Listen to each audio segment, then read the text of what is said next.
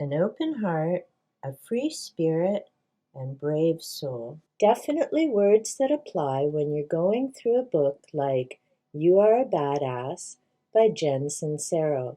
The reason that I have these two piles of books behind me is a number of them actually coordinate back to reading this particular book. So you can see that it's not just a book like The Da Vinci Code, where I've spiraled out to 50 other books and still going. Even with self-help books, there are so many other books that interconnect and come back to the points that the authors are making. I really enjoy not just reading one book, but being able to make those connections with so many other books. Now on the back, the author says, You Are a Badass is the self-help book for people who desperately want to improve their lives but don't want to get busted doing it. I have a problem with the word desperately, because if you're coming from a place of desperation, lack, or fear, that's what you're bringing into your life, which is the opposite of what you want to do. So I would say it's a book for people who want to make change, who want to be the change they want to see in the world. The words that you use, whether you're describing yourself or other people, really do matter. And it's crucial to the message that you're trying to get out to other people.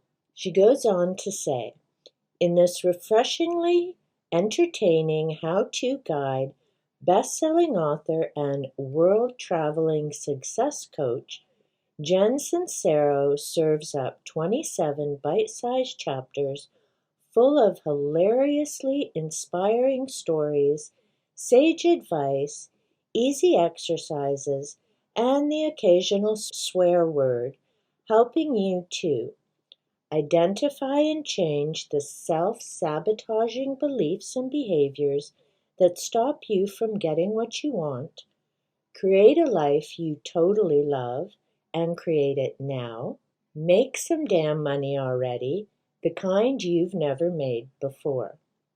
So a few things about that back cover. First off, some of the stories are a little too much information. That's just my humble opinion. I get that there are no longer things like a private life or boundaries. If you've ever been around social media, I think some of the points could have been made without quite so much detail. And I do know from having read some of the reviews on Goodreads about this book, she definitely is not for everybody. There were some people who found the book quite offensive and off-putting. Personally, I found the book worth the read beginning to end. She's got some great tips in each chapter. She's got different points that you can follow through. There's some good quotations and different exercises. There were also things that I just kind of went over to get to the rest of the chapters. As always, I recommend that you check out your public library, check out Goodreads to see what other people are saying about the book. Now, she talks about her journey through the self-help spiritual world, all the different workshops that she went to, all the different books that she read, etc. And ironically, how she became a self-help coach. I say ironically because the way she talks about going through this journey, the people she met, the thoughts that she had, it is more than just a little interesting that then she herself becomes a life coach. And I'm not doubting that she's good at it. I just find it funny the way that she first describes it and then becomes one of the people that she had some different terms for. On page 12, I had a bit of a giggle And it says, "This is about getting mighty clear about what makes you happy and what makes you feel the most alive, and then creating it instead of pretending you can't have it, or that you don't deserve it, or that you're a greedy, egomaniacal fathead for wanting more than you already have, or listening to what Dad and Aunt Mary think you should be doing." That paragraph caught my attention for a couple of reasons. Number one, my dad decided that if I was going to be a farmer, then I needed to have a husband. So my response was, well, you can keep your farm and I'll be going to college to become a social service worker, which is what I did. And I then went on to university while I was working full-time and earned my degree in psychology. So needless to say, no, I didn't follow what my dad said or how I should do it, and I took on an entirely different career than what I initially had hoped or planned to do, which was to stay in the country on a farm. As for my Aunt Mary, that is equally comical, because when I was working as an educational assistant, in her opinion, that was no big deal because I wasn't a teacher. And I was certainly used to that reaction because I lost count of the number of eye rolls I would get when I was introduced to someone and they found out that I was an educational assistant, not a teacher. So, in relation to what other people think about whatever job you may be doing, the important thing is that you enjoy and value what you're doing. On page 13, the author says, "You'll have to believe in things you can't see, as well as some things that you have full-on proof are impossible. You're going to have to push past your fears, fail over and over again, and make a habit of doing things you're not so comfy doing. You're going to have to let go of old limiting beliefs and cling to your decision to create the life you desire, like your life depends on it." That quote reminded me of the book, and I've done a previous video on this, The Magic of Believing by Claude M. Bristol. The Magic of Believing was originally published in 1948. TNT, It Rocks the Earth, was originally published in 1932 and revised by the author in 1933. So the concept of believing in your own goals and your own path is certainly not new. This is a book that I have now read 3 times. I always find something new and inspirational in it. This particular book caught my attention because on the back it says, "The magic of believing changed my life. Read it and any problem can be solved, happiness can be achieved, great rewards can be reaped." Phyllis Diller. She's a comedian that I watched a number of decades ago. So I thought if she found this book to be inspirational, there had to be something interesting in it. And I have to say, I certainly agree with her. On page 15, the author goes on to talk about how she hired her first training coach and that in 6 months she managed to triple her income with her online business coaching writers. Now, keep in mind, she already had contacts in the field, so it wasn't just she was starting from scratch and didn't have that networking group to help support her and move her forward. And I'm pointing that out because sometimes when people talk about these massive changes in a short period of time, what they don't always talk about are the other factors that were in place. So if you're just brand new and just starting any type of online business, or even a YouTube channel. Hiring a coach isn't going to magically make everything explode. It will certainly help in terms of your mindset, different steps, how to build up networking. Be realistic about what can happen with where you're at currently. A perfect example is starting a YouTube channel. Some people manage to blow up within a year or so. I've seen videos where people have had 10,000 subs within the first year, and that's great. Kudos and congratulations to them. The other reality is there are a ton of people like myself who are soon coming up to 2 years. I still haven't crossed 200 subs, and that's okay.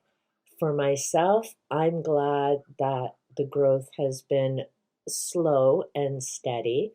I very much appreciate the World of Mr. Gray and Dead Cold Paranormal, Dan and Mark, who gave me a shout out on their channels and left community posts asking their viewers to come over and support me. And thank you so much to the folks that have and who have continued to watch and support me. I've had shout outs on other channels like Beyond Books, so thank you, Renee. Wondering About Nature, thank you, Cindy. Doof Doof Paranormal, so thank you so much, both Enzo and Karen, who have commented on my content and my channel. I know Make Mine Mac Everywhere. Susan, you've also shared and shouted out information about my channel. So all of that has taken time. You build community, you build networking, you meet amazing people, and you keep going forward, knowing that we all get to where we need to be in our own time. That is an important factor because as long as you're enjoying what you're doing on YouTube or whatever you're doing, maybe it isn't going to suddenly explode within a very short period of time, but keep trusting and knowing that you're on the path that you're meant to be on, and take time to recognize and acknowledge all the people you have met who continue to support and encourage and help you on that forward movement. Part 1 of the book talks about how you got this way. So you're taking an honest look and assessment of your own life, your own thoughts, the choices you've made, the circumstances you're in. And this isn't about blame or beating yourself up about things. It's about taking a realistic look at where you've been and where you want to go, and then starting to make those plans on what do I need to do, what do I need to focus on to get to where I want to be. On page 28, she has a quote by Nikola Tesla. If you want to find the secrets of the universe, think of it in terms of energy, frequency, and vibration. That's why I have these books in the pile behind me. The Field by Lynne McTaggert, Frequency by Penney Pierce, E Squared and E Cubed by Pam Grout. They all talk about the same thing as Tesla, and I have a feeling there are quotes and information about him in here as well. They all talk about vibration, energy, our thoughts, and how that impacts how life flows for us. Other books that tie in with that, The Celestine Prophecy. It's about energy, making those connections, recognizing what's going on in the world. The Four Purposes of Life by Dan Millman. His other book, The Way of the Peaceful Warrior. Again, it's all about energy, connections, how our life flows, our perspective, and how we look at things. So although I may be talking about Jen Sincero's book, even if you don't read this particular book, There are many other authors out there who also have exercises, experience, and information that you may be looking for to help get you moving forward. And again, I'm going to stress, do not beat yourself up over choices and past circumstances. They've happened, learn from the mistakes, and then make different decisions. Make amends if that's needed or if it's going to be helpful, and then let it go and move forward. Chapter 2 is the G word. She's talking about God, and she comes off as very flippant, perhaps disrespectful to some. The point she's trying to make is that whatever you call the higher power, whether it's the force, God, any number of terms, the key is what works for you, believing in that source, honoring that source, and moving forward with your life. The point I want to make there is it's important whether you're writing a book, making a video, or talking to people face to face. Know your audience. Yes, you're going to, no matter how well it's planned or carefully worded, there's always going to be some people who may take it the wrong way or be offended, and you can't change that. But overall, think about the message that you're trying to convey and be selective about the words and know who you're speaking to. One thing I do appreciate that she does mention is, of course, the importance of it's not just energy and our thoughts that make a difference. That has to be followed up with action. I keep stressing that point because it is something that, unfortunately, in the book known as The Secret, I do recommend that if you can get it through the library, giving that a check and read, because Rhonda does have some interesting points and thoughts there. What I personally found lacking in that book is the importance of the action portion. And there was quite a fallout when that book was published. A number of people didn't do the action part, and it sadly became a big mess. Really stress when you're doing these types of exercises or you're reading any of these books by any of the authors, not just Rhonda Byrne and others. It's very important to remember, yes, have your thoughts coming from a place of abundance, and this can work, and I can do this. You also need the action to follow that up. And it doesn't need to be something big. It can be as simple as sitting and writing out your plans, filling dates into your day timer or planner or phone, computer, as some people do, and setting reachable, small, attainable goals. Because as you do that with each goal, with each activity that you accomplish, you're building your self-esteem, your self-worth, and that's what's helping you move forward and stay in that upbeat, positive frame of mind. On page 37, she talks about animals being great teachers, and I 100% agree. Whether it's your fur babies in the house or animals out in nature.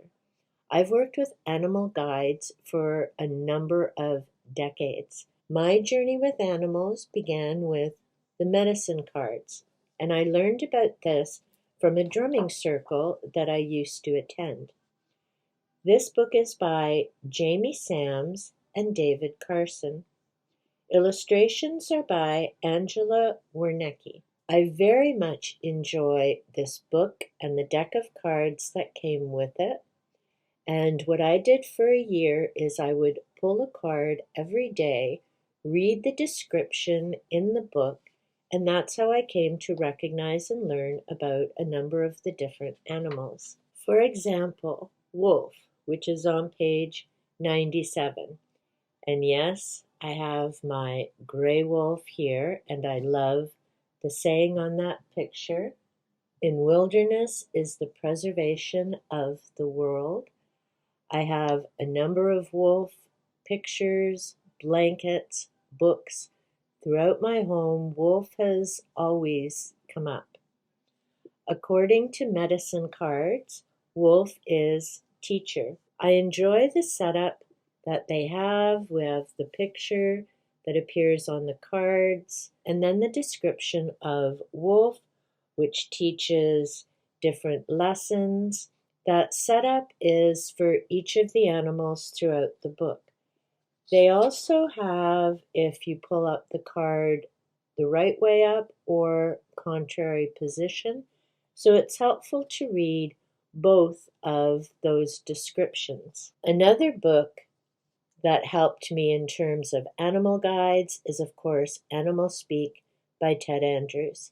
And for anyone interested in working with animal guides, this is the book that I highly recommend for anyone interested in working in that particular area. Talks about the spiritual and magical powers of creatures great and small. So his book is divided into working with birds, working with mammals, and then working with other creatures and insects as well. It's a very enjoyable read. It's packed full of information. It was very helpful the other day when I had 3 little chickadees landing on a bird feeder. I decided to look that up because I hadn't looked them up before, and there were a number of things going on in my life at that time. And I was contemplating what to do in terms of either a video or other things. The message from Chickadee is, truth is shared in a manner that adds cheer and joy to your own life and the life of others. So I had my answer. Don't make videos that are not positive or uplifting or sending great vibes out to people. In order to deal with those difficult, challenging days, on those difficult days, I will be using my Keyboard Warrior journal. I found the emojis, just typed up Keyboard Warrior, printed that off, glued them onto a duotang, and this is a different journal than my others. My other journals, I start in the front and work my way back. With the Keyboard Warrior journal, I will be starting in the back and it will never be completely full. Because when I've had a challenging situation or something's just stuck in my head and going round and round, this is basically venting on paper. So I'll write whatever comes to mind that's irritating me or frustrating me. I'll get it all out, and then what I'll do is take out the page, shred it, and recycle it. In other words, I've gotten that negativity out of my head. I've stopped the thoughts looping round and round, and I'm not keeping that negative energy in my house. I'm ripping it up and letting her go. That is something new that I will definitely be starting this week because there have certainly been a few things that have come up that I need to use this for. I wish there were more people who had this type of a strategy, whether they do it by hand in a funny little journal like this, or they do it in a word processing document and hit delete instead of leaving things under people's videos or all over social media. I believe in the phrase, be the change you want to see. So instead of getting in front of the keyboard and typing things that I really don't want to put out there, I will use my Keyboard Warrior journal. Animal guides can support and guide us on our journey through life. And as I say, it isn't just you see an animal and, oh, this is the message. There are a number of other factors that go into that type of work. And that's why I do highly recommend Animal Speak. Ted Andrews explains it and sets it out perfectly. The next point that the author covers is the response from other people as you're starting to make changes may not always be positive or encouraging. Some people would rather you not change because for them it means looking at their own lives, and they're not in a place where they want to make some of those changes yet. So you need to be very mindful and particular about who you keep in your inner circle. One book that certainly helps with that is Martha Beck's Steering by Starlight. I've read this book a couple of times. I enjoy the work. She has excellent ideas, and she talks about something called the Ring of Fire. And it's as you're making changes in your life, moving in a certain direction, what you'll notice is that there are some people who fade from your life. It isn't that there are arguments or disagreements, it's just you're moving in separate paths. And for myself, there are people who had been on my path for literally decades, but we were moving in different directions. Some wanted to continue with the way things were. I was moving in a different direction, and as I say, I'm very selective about people who I continue to stay in touch with and spend my time with. That's crucial if you're interested in making a change and moving forward in your life.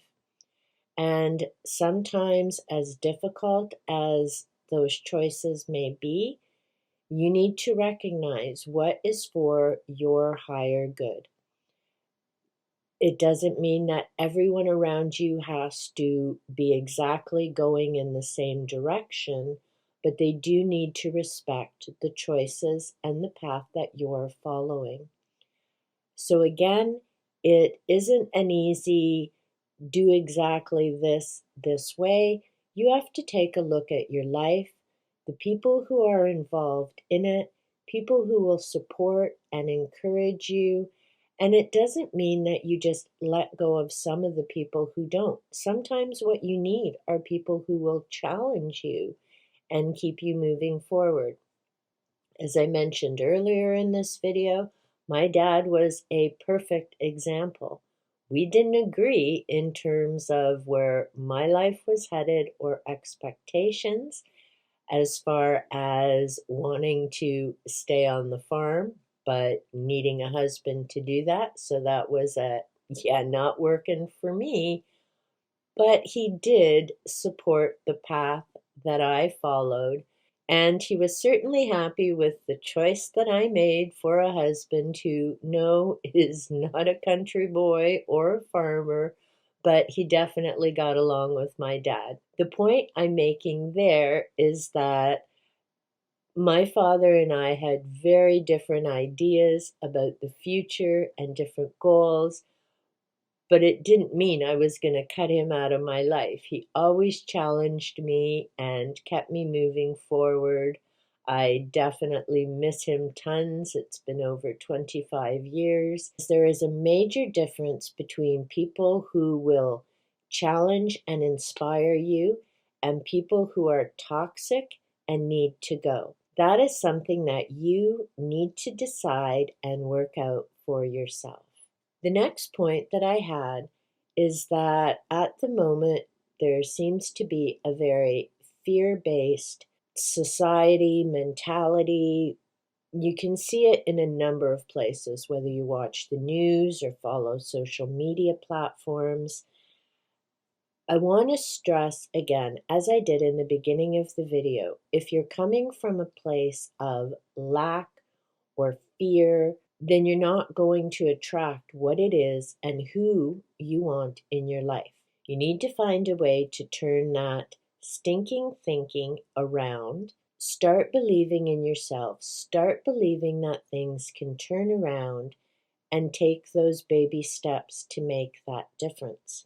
Personally, it's one of the reasons I will not tolerate drama-rama. I don't watch drama-rama. For me, drama is something I have no interest in.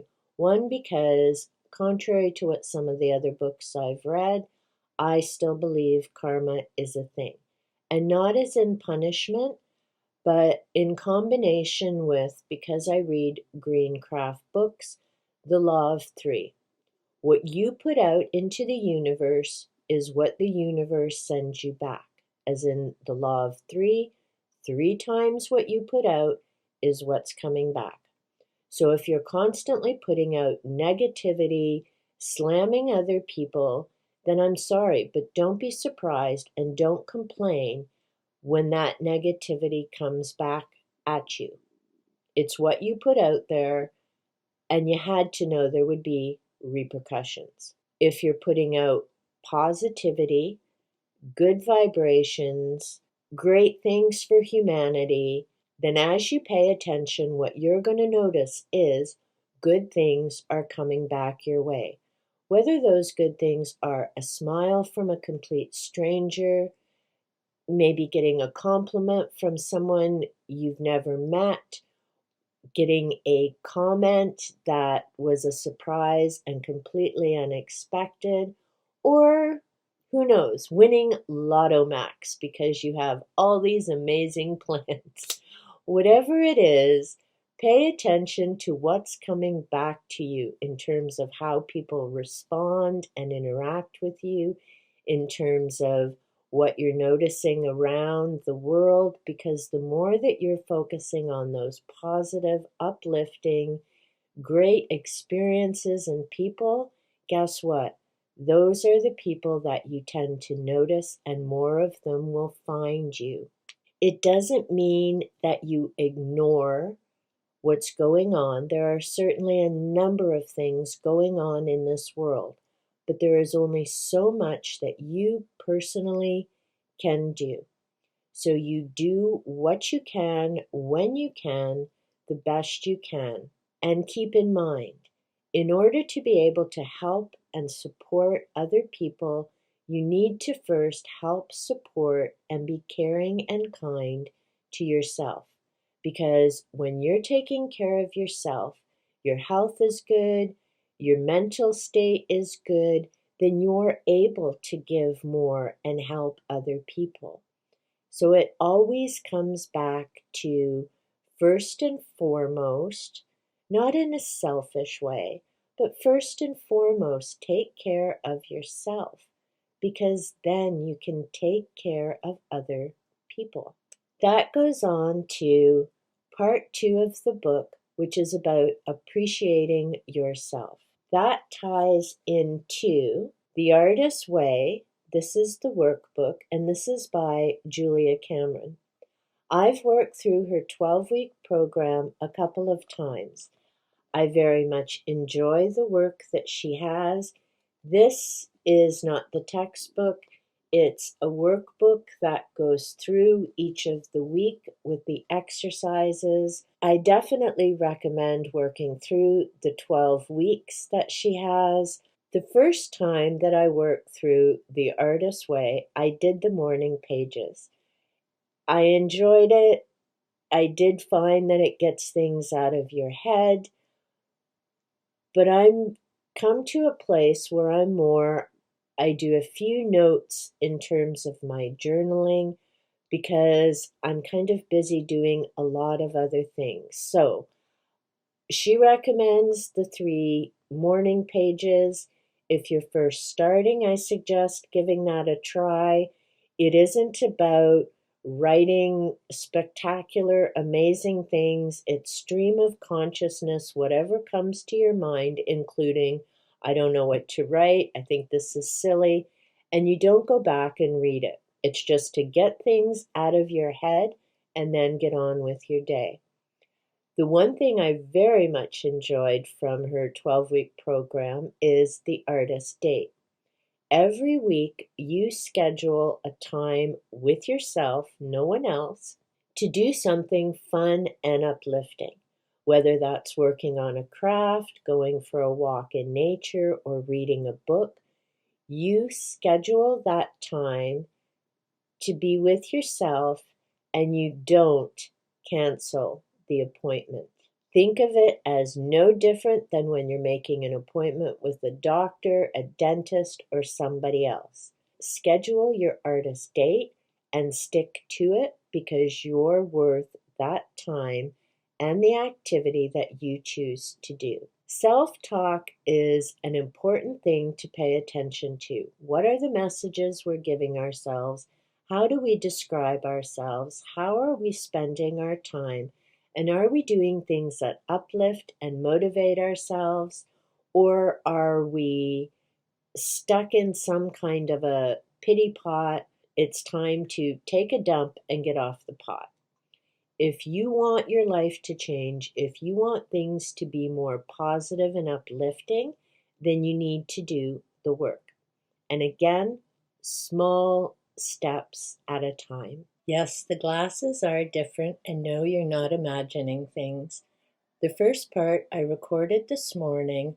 It's now the afternoon. I had to go feed the little monkeys and do a few other things, so I'm now finishing up the second half of the video. Along with self-talk and taking care of ourselves, we also have to consider the messages that we're getting from other people. Some of them may be positive and some not so much.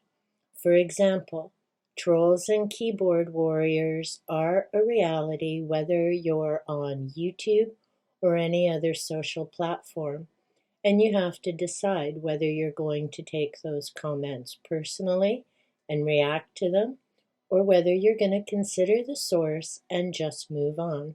As I mentioned earlier, I have my Keyboard Warrior journal, and this is where I will be unloading, whether it's something irritating in the everyday world or whether it's something that's come up because of social media. Other things to keep in mind are role models. For me, one of those role models is the world of Mr. Gray.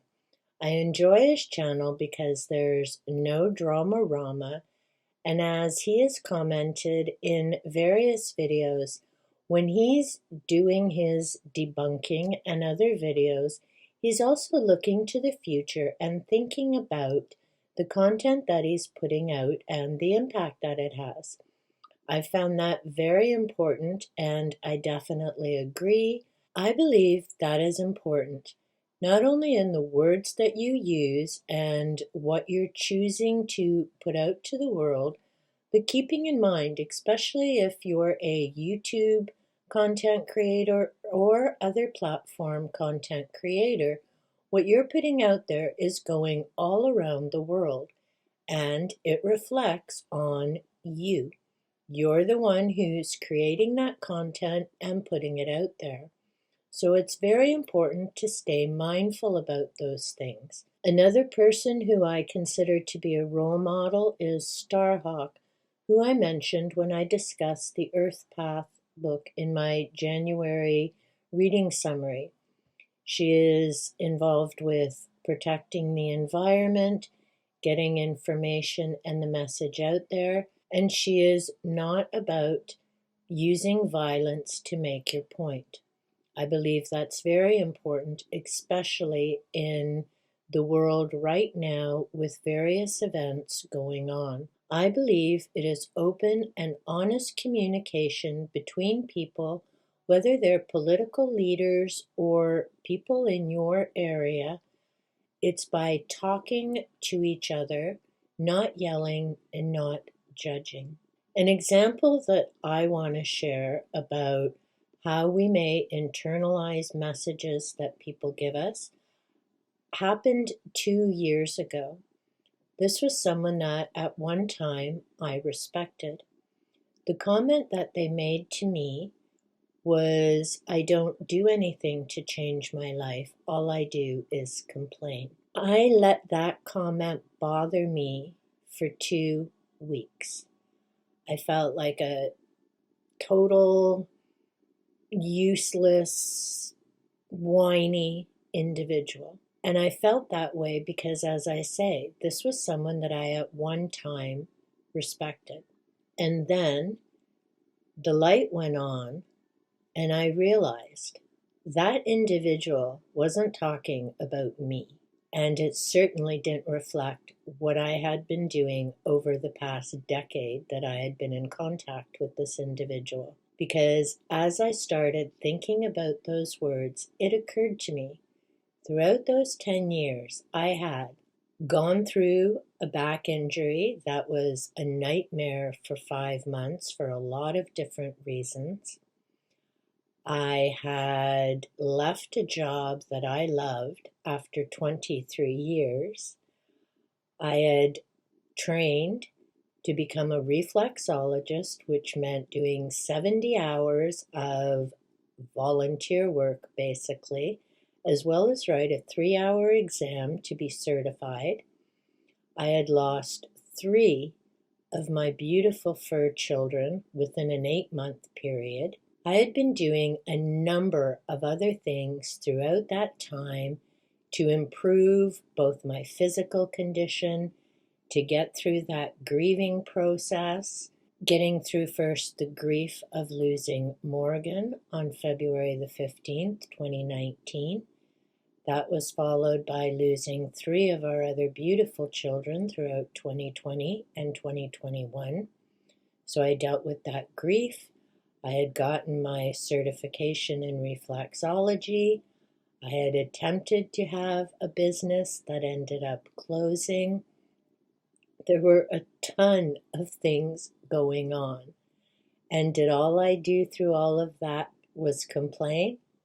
No. I did the personal work, and now here I am on YouTube on video 150 something. I have no idea how the other person is doing because, like I say, it's been 2 years. They've never since that comment made any effort to get in touch with me, and I certainly have no interest in getting back in touch with them.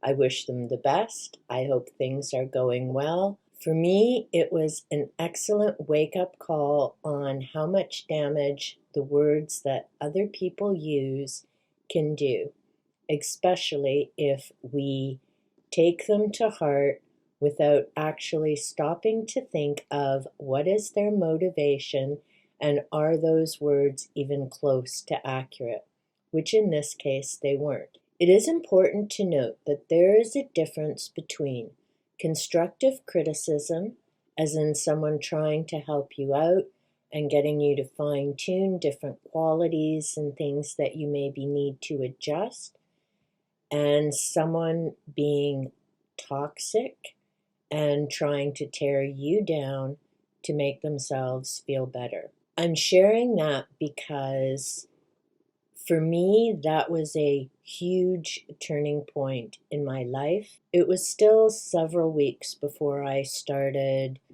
to feel good about myself or positive again. But once I realized that that statement didn't apply to me, it was disappointing because, like I say, this is someone who I at one time respected. I'm sharing that because I believe it's important to not only consider the words that people are saying to us, but we need to stop and think about where are they coming from, what's going on with them, and most of all, is it accurate? Like I say, it knocked me on my butt for 2 weeks until I finally sat down and made a list of everything that had gone on throughout the 10 years that I'd known this individual. And what I noticed are the number of significant things I had personally done to change things. Do I know what that person's motivation was for making that comment? No. I know they were going through their own challenging issues at the time, But in any case, it was definitely a wake-up call that I needed, and it was definitely time to start moving in a separate direction. So in the end, it all worked out, even though it was a difficult and challenging time. Another important thing to remember is that just because we hit bumps in the road or slam into walls, it doesn't mean we're on the wrong path. I've already covered The Alchemist in an earlier video, and I'll leave a link to that as well. In the story, our main character, Santiago, has a dream and he decides to follow it. Throughout the book, he runs into a number of different issues. He has to go to a different country, his money's stolen, he gets beaten up. There's all kinds of things that happen to him. He ends up getting a job that he hadn't planned on doing. He stays there for a few years, and then he realizes it's time to continue moving on. I won't give away the ending of the book, but it definitely is a story well worth the read. It's important because it teaches that although we may feel like we're on a detour or going in the wrong direction, the other thing we need to do is pay attention to the people we meet, the experiences that we've had, and what we'll discover is those are all important to keep moving forward with the initial goal that we had. So no, we can't always have the dream job that we wanted right away. There are different steps and things that have to happen first, but you keep moving in the direction of that dream job, whatever that is for you. On page 117, the author says, "Faith is having the audacity to believe in the not yet seen." That's our goals, our long-term, what we're working towards. It may not be in our reach yet, but it's something that we're working towards doing what we need to do, whether that's taking a course, whether that's getting out to meet other people and networking. You're doing actual things to get to where you want to be. I like her take on forgiveness. For myself, I think of different things as life lessons. So there really isn't anything to forgive. You learn, you grow, you move forward. But for other people, it may be a bit different. And as I say, I do like this author's take on forgiveness. It's different than some of the other things that I've read. If you're feeling hurt or resentful towards some a-hole you don't care about, free yourself and let it go instead of stewing on it or getting revenge by sending them a box of rats in the mail. Why do you care if they understand how lame they are or not? What good does that do to you? Don't pretend it's because you want them to become a better person. You could care less. You want retribution or an apology or to be acknowledged as right. Get over it, let it go. The longer you stay attached to being vindicated, the longer they hang around in your consciousness, stinking up your life. Do not fall prey to the false belief that by forgiving someone, you're letting them off the hook. Because when you forgive someone, you're letting yourself off the hook. Forgiving isn't about being nice to them. It's about being nice to you. For me, that stands out because at this point, I've lost count of the number of YouTube videos I've seen where people hop in front of a camera and start spouting off about people who have offended them or done this or said that or whatever. And I'm thinking, I get it. You're upset, and rightfully so. But you're just adding fuel to something that's going to keep going round and round and round, because it takes two people or more to create a situation. On the other hand, recognize where it's coming from, let it go. And the example I just mentioned is perfect. Was I hurt by that comment?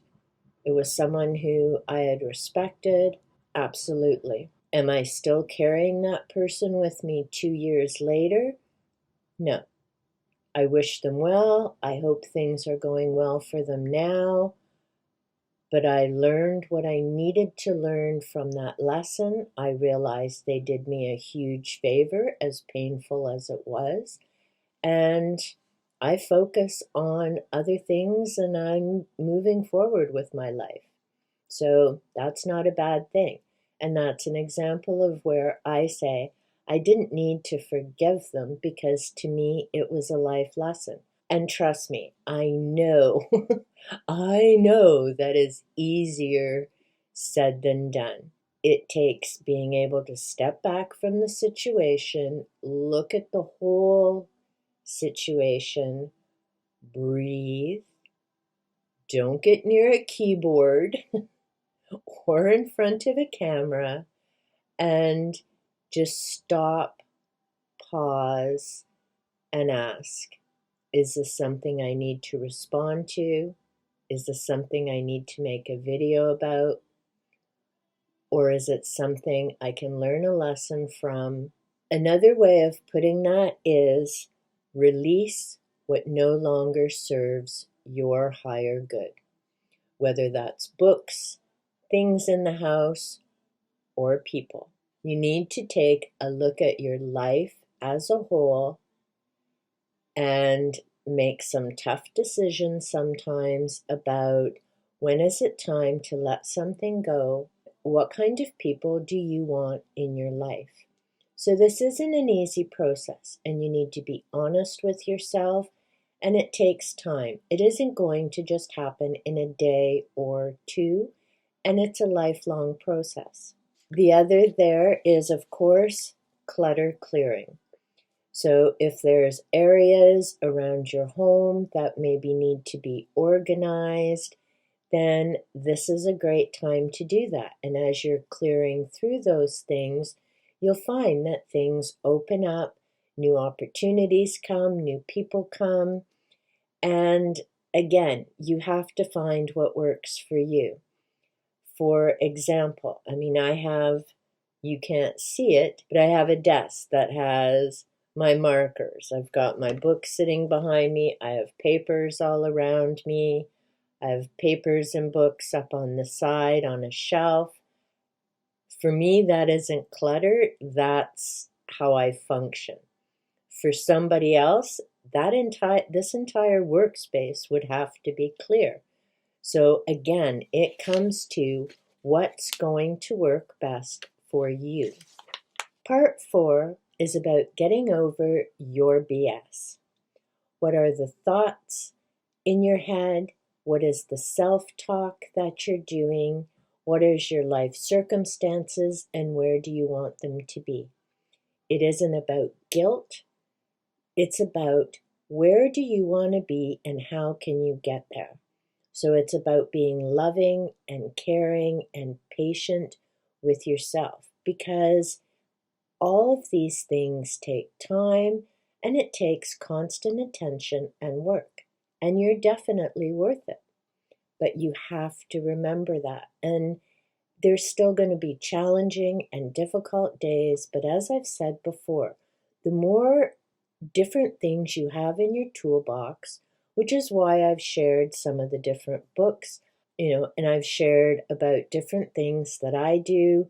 In particular, my one video about my positive bulletin board, which is over on this side, my career and confidence board, which is on the other side of the room. So when I'm sitting here doing my work and my notes, if I'm having a kind of meh kind of day, I can look to my left and there's my inspiration about perspective and energy flowing where your intention is. Fish philosophy. What are the goals for my channel and things that I want to keep in mind in terms of motivation being positive? I look to the other side and I see my career confidence board about making connections with people, working collaboratively with people, being joyful, being mindful. Those things work for me. And I'm pointing them out during this video because it isn't just about reading a book and making changes in our life. I also like to share how I actually do those types of things. Another example that I have right here is my gratitude jar. All these little papers are things that have gone well, that I'm grateful for, that are blessings in my life that I appreciate. Someday I may end up making this jar a little fancier with some ribbon and other things, but for now it's a plain mason jar with little folded paper. Another project that I'm working on, it's a plain black photo box. I used my shiny markers, different stickers that I had around. I keep that on a shelf here in my workspace. This little sticker says, "Enjoy your journey." That, of course, comes back to the Alchemist. And this is why I say, things always have different connections. It may start with reading one book, but then as we start looking around, reading other books, talking to other people, we realize just how interconnected everything is. Another point that the author brings up is about procrastination. To me, that's tricky. And you have to, again, look at your life circumstances and the choices and decisions that you're making. Because sometimes what may be seen to others as procrastination, to me, is a smart pause. And in hindsight, you realize, thank goodness I didn't just go rushing ahead and do that. An example that I'll share there is a while back I had put together an email I had considered sending, and it was a proposal to do something. All I had to do was hit the send button.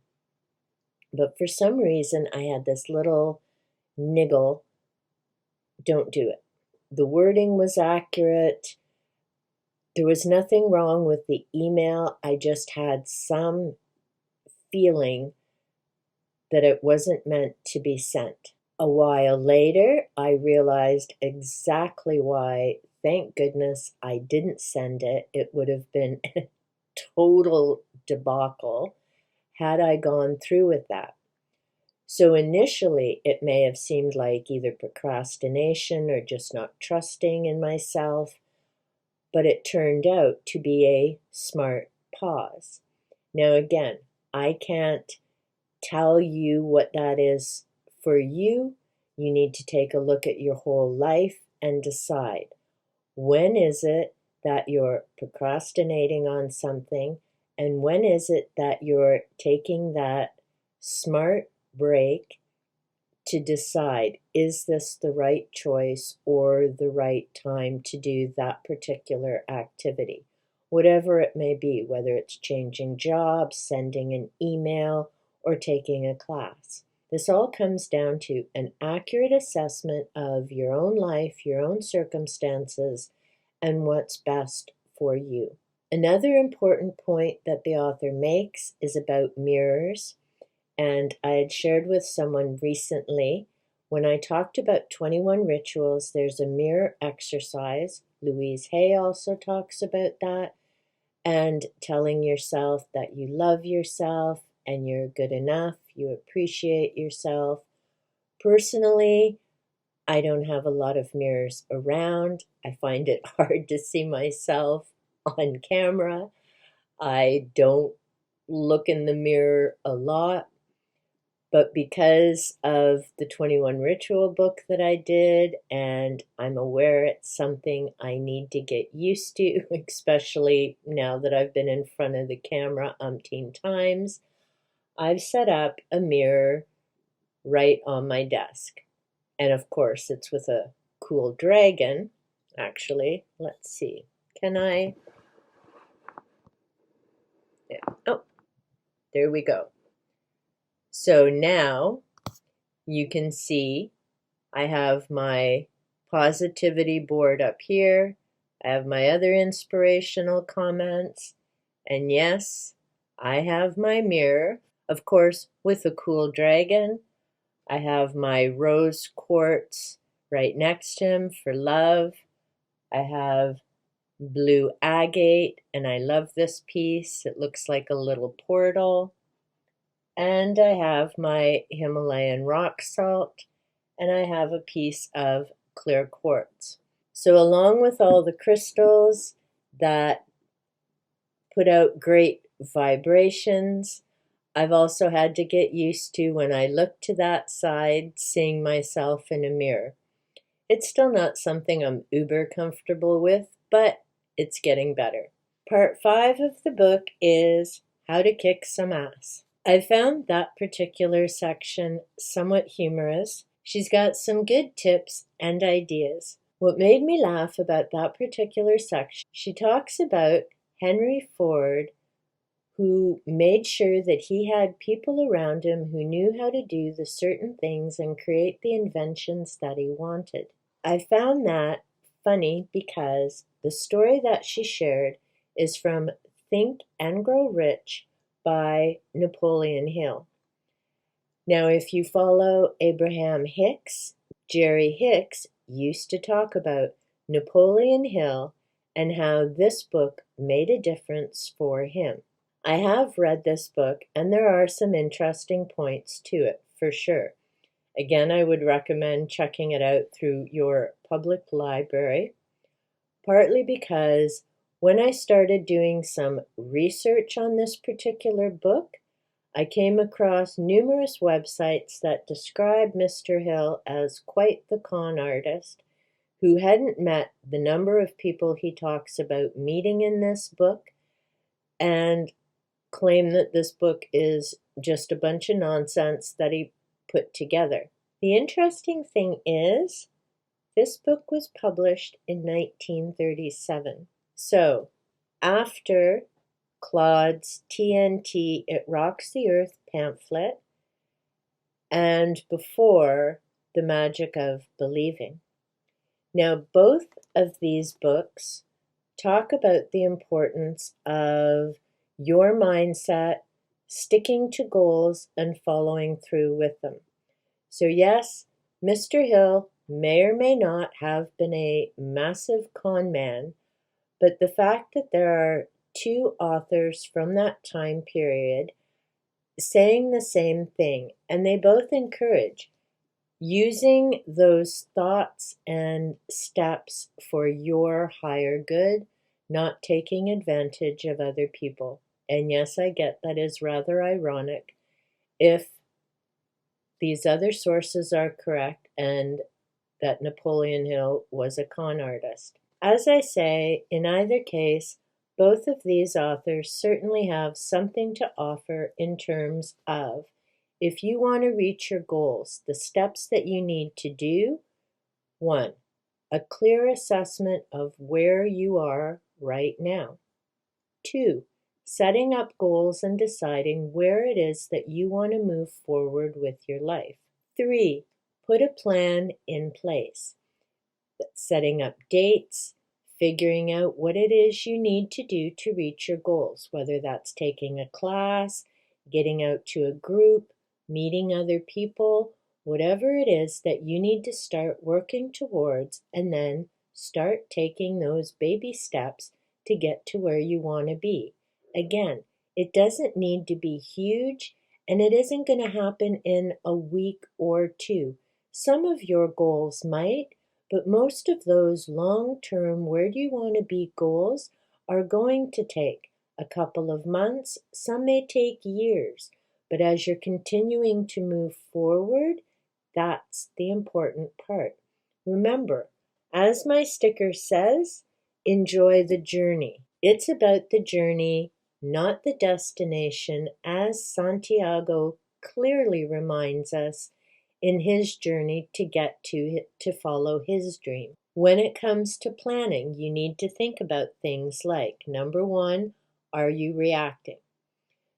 For example, if your car dies, you're going to react because you need to get that fixed and you need to do it relatively quickly, especially if that's your way to and from work. On the other hand, the action part of that is maybe you want a new car, but that doesn't have to happen in the next few days. That's something you plan and take steps towards. You can put that out to the universe. Keep in mind the type of car that you want. You may even decide on the color. And then when you put it to the universe, you say this or something better. Because again, you don't want to limit what the universe is going to gift you.